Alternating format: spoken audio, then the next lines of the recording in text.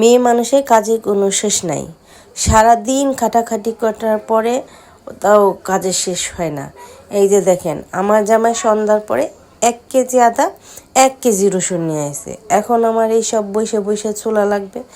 তাও জামাই বলে নাকি সারাদিন আমি কোনো কাজ করি না, আমি নাকি শুয়ে বসে থাকি।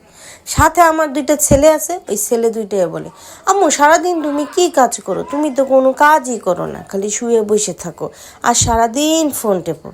আমি বলি কি, কাজ কি তোরা করোস না তোর বাপ করে? কাজ তো সব আমারই করতে হয়। যাই হোক, আমার করতে হবে, তাও তো পেশাল পারে লাভ নাই। এই যে রসুনগুলো এখন আমি চুলে ফেলবো।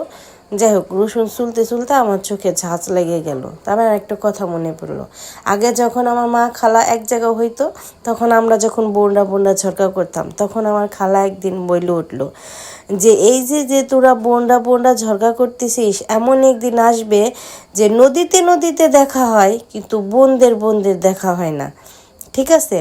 তখন খালারে বললাম যে খালা তুমি যে কি কও যে নদীতে নদীতে দেখা হয়, বনে বনে দেখা হবে না। তাই এখন আমি সংসার জীবনে এসে বুঝলাম যে আমার খালা আর মা আসলে ঠিকই বলছে যে নদীতে নদীতে দেখা হয়, আসলে কিন্তু বনে বনে দেখা হয় না। আমি আর আমার বোন ঢাকাতেই থাকি, কিন্তু দেখেন বছর বছর পার হয়ে যায়, আমাদের দেখা হয় না।